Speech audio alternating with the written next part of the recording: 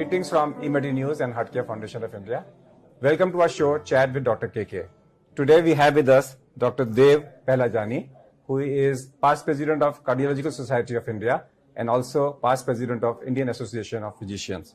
He's an interventional cardiologist par excellence at Mumbai-based Breach Candy Hospital. Welcome to our show.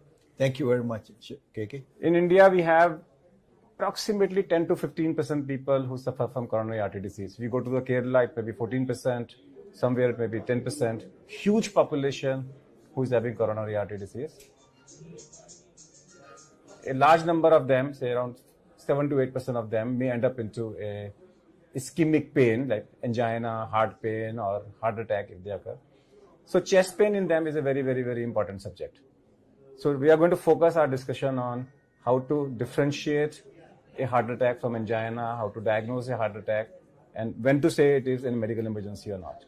So if a person comes to you or in an emergency room with a chest pain, what should be the role of a family physician? How we should be able to differentiate that he is not missing a heart attack?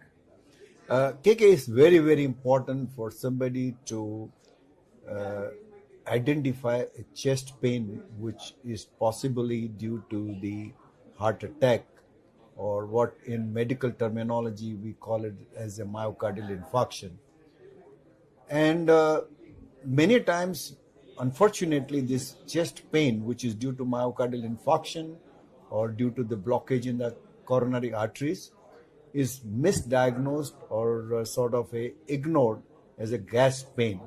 And I always tell jokingly a small sort of a citation or something which I read in the book on angina pectoris, that the graveyard is full of people who died of gas trouble.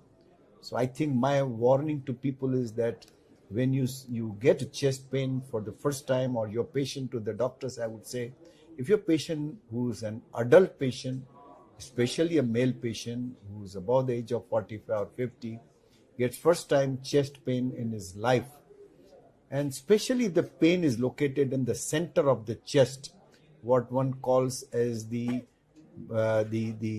substernal area, one should not ignore this pain. Particularly if this pain radiates to the shoulders, goes to the arms, goes to the jaw, goes to the back, and it's like a squeezing pain or some pain which is like a pressure on the chest, should be taken up very seriously and would need a further evaluation. Can I take it as that any discomfort, pain, burning, acidity attack, or abdominal fullness appearing for the first time in life after the age of 40, which is not unexplained, which cannot be explained, first rule out heart attack? Absolutely. That means first attack of acidity after the age of 40, rule out heart attack. There's something which is very unusual for the patient that he has never complained. Even as you said, acidity. Say, for example, the patient has been eating well and never had an acidity pain. For the first time, he lands up in doctor's office or goes to the emergency medical services department, and he says, I got an acidity pain, a burning pain in the upper abdomen. Of course, other causes have to be ruled out. But a very important heart attack should also be ruled out. So anything unexplained, anything for the first time, anything which is unusual. Absolutely. Which is unusual. Right. Okay. The other thing is that many times the heart attack might have come as an acute pain. But if you take a careful history as a doctor, and if he gives a history for last few days, he says, I've been walking and getting some discomfort in the chest, or after eating meals, I've been getting substernal or the chest pain or pain in the arms or shoulders. Or he says, for last few days I've been sleeping and I don't feel comfortable. I get something in the chest, I have to wake up, sit up. Then once I sit up, I go back, I feel nothing in the morning. Take it seriously. So the warning always comes. Always. Invariably. In how many percentage of cases a person may get directly a heart attack without a warning? Well, I would feel that 50 to 60% patients get a heart attack without warning. And the first time they land up is in emergency medical services, and then you see that they got heart attack or a myocardial infarction. But in many of them, you do see patients who get this kind of a warning symptom. The only thing you don't want to miss in a patient with chest pain is dissection of aorta, that is the rupture of the artery, the main artery which is supplying blood to the brain, You don't want to miss. And also you don't want to miss is a clot from the leg going into the Well, lungs. especially KK is a patient, say for example, an executive who has gone on who came back from a long journey, traveling in the plane, and then he says that I'm getting breathlessness, I'm getting chest pain. Don't forget to ask him whether he had some pain in the legs, because it is quite possible after a long journey they develop what we call as a DVT, deep vein thrombosis in the legs, and that clot goes from the legs into the lungs and causes that pain. And many times you find his EKG or ECG may be normal, but keep an index of suspicion very high.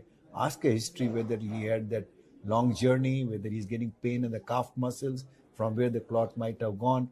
So don't forget to rule out a pulmonary embolism also in such a patient. Does the symptoms of heart attack differ in men and women? We say that women it is more atypical, and in women because we say it because the mortality and morbidity are higher. What are the symptoms in a women? Like many times in the woman, the pain may not be classical, very classical in the substernal area. Sometimes it may be on the left parasternal area. Sometimes the pain may be more like a pricking pain, and the pain may be a little bit more diffuse pain in these females. And many times women may not give you a history that they got the pain on walking, because many of the women are little sedentary. They are not more active like men who keep on going to the gym, or they walk and they climb up and down staircases that the pain can get unmasked. In many of them, the pain can remain sort of dormant for some time, and so therefore the pain may not be very, very evidently like a cardiac pain in these patients. Sometimes they get fatigued, they feel that they don't feel too good, and these are very atypical symptoms. Atypical symptoms. What about people who are 80 plus? Who are 80 plus. 80 plus. In them also you see that sometimes the pain may not be like a typical substernal pain, because again these are the people who are sedentary. 80 plus people are more at the home, and they get more breathlessness rather than a severe chest pain. The reason being, most of them have got a very diffuse disease, and because of the diffuse disease, when they get a heart attack, the left ventricle fails.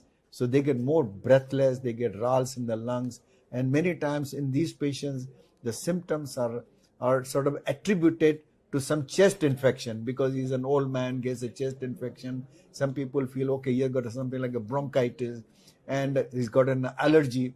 So in such patients, even if they get breathlessness or cough, do not forget to rule out that this may be because of the left ventricular failure that they got because of the ischemic heart disease. What is the youngest patient you've seen with acute heart attack? Oh, the youngest patient that I've seen is about 16 years, young boy. Any reason, or it's a... Yeah, I think that patient, I remember he was in our Sion hospital where I was a professor of cardiology. He had a nephrotic syndrome. And as a result of nephrotic syndrome, nephrotic syndrome is a problem with the kidneys where they get a lot of proteinuria, and because of that they get a very high cholesterol also. His cholesterol was in the range of about 350 or 400 milligrams, and he had an anterior wall myocardial infarction. So to pick up such cases, at what age the first cholesterol should be checked up? I would feel that the cholesterol checking, routinely speaking, I think one should check at least from 30 years of age. Because one thing one must remember, we always have been teaching people that the prevention must start from childhood. Because ultimately atherosclerosis does not start very late in life. It starts from actually early childhood. So if you say that I'm going to pick up cholesterol right from childhood, it's probably sort of not a very wise thing, because then we will be subjecting so many people to cholesterol checking in the childhood. At the age of 30, you must 30, I would feel 30 should be the reasonable figure. Okay. Some executive checkups, people will say 40 years. But I feel 30 should be. If a person comes with chest pain and his ECG is classic and he has a classic pain, do I still need to have enzymes, because tests like TROP-I are a little bit costly? Well, I would feel that if you do a TROP-T, TROP-I, and TROP-I, as you know, is quantitative. TROP-T is qualitative. And CPK-MB is again gives us the extent of myocardial necrosis.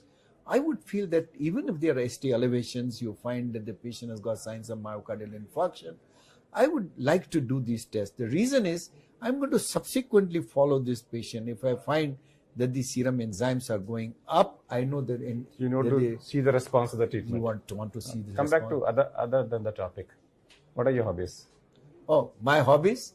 I am very fond of Hindi, old Hindi music. As a matter of fact, you'll be surprised. I can sing also. Doesn't look like. Yeah, I know. I'm very 2 minutes. Give me 2 lines. Give me 2 lines. You want me Yes, to on give the you? God, 2 lines, absolutely. Okay, all right. Give you 2 lines. आपके हसीन रुख पे आज नया नूर है मेरा दिल मचल गया तो मेरा क्या कसूर है. So, do you feel that people who sing, they get less heart attacks? I think so. And people who listen and absorbed into it also get less heart Also attacks? get, because they So are because all, music is healing. yeah, they are all in the waves, you know, Now, waves I of just eternity. I just want to add something in music, that whenever I get a physical pain, the sound which will come will be a vowel. Ah, E, U, A, ouch. Right, And vowel chanting produces interleukin 2. right. Whenever I weep, I produce a sound which is nasal consonant. Ma, na, ga, na, na. Yeah. Na, ga, These are weeping sounds. And weeping sounds produces delta activity in the brain. So om chanting, chanting, im chanting, chanting, hum chanting, amin, amin, they all produces interleukin 2 and tranquilizers. Therefore, they are healing sounds. And also, if I reduce my respiratory rate during singing, I go to parasympathetic mode. And if I increase my respiratory rate, I go to sympathetic mode. So, Ati Kya Khandala is a sympathetic stimulant. E Malik Tere Bande Hum produces parasympathetic. So, music is a Yeah, cardiology prescription. right. It is very relaxing. I can tell you. You feel that if you would not have been a cardiologist, you would have been a singer? I don't know what you listened just now. So if you what I'm feel saying. my That's what I'm sound, saying. my voice was good, maybe I would have been a singer. I don't know. But that depends upon the listeners if they felt that it was good. If the Prime Minister of India calls you Yeah, and asks you to become a health minister for a day, yeah. what will you do as a policy change, major policy change? I think that's a very good question. I think I will do at least 2 things. Number one, I will see that the sanitation and the water supply to the villages and the cleanliness. So that is sanitation. That So one, is you will work on sanitation. Sanitation and water supply. I think cleanliness And will water be- supply. and, Safe that water will supply. reduce the infections. It will reduce the. So sanitation and safe water Yeah. supply. The second thing I would feel that today, I'm a cardiologist, so maybe my whole thing is biased, but I see the figures of the coronary artery disease deaths in the country, and I'm sure you are also aware. You have been writing, you have been putting it on the net. You're creating a lot of public awareness. That the 33% of the deaths in this country in the adult population are due to coronary artery disease. That's the most productive segment of our society. And our Prime Minister is a finance man. So if he wants to increase the finances of this country, He must he take should care of that. see that this segment of the people is taken care of. And that people above the age of 40 is the most productive period of our life.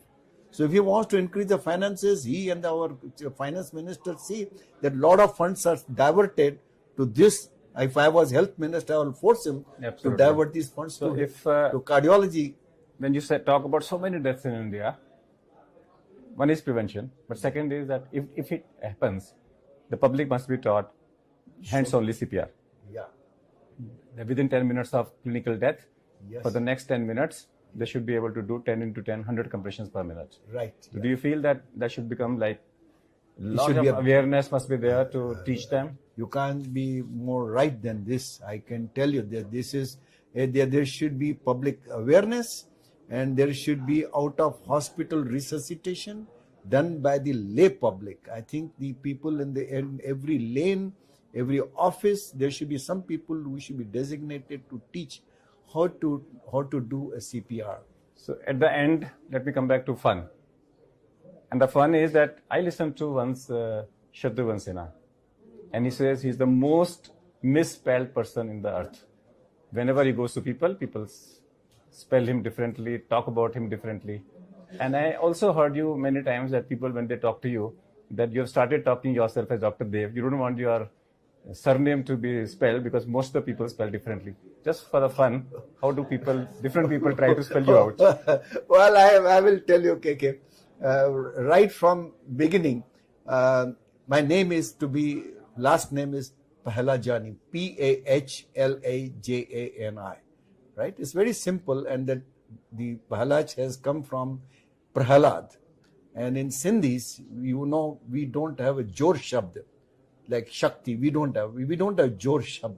Okay, so Prahalad is a Jor Shabd, Raha is a Jor Shabd. So we say Pahlaj. Prahalad is pronounced as Pahlaj. My grandfather's name was Pahlaj Rai. From there, our surname has come as Pahlajani.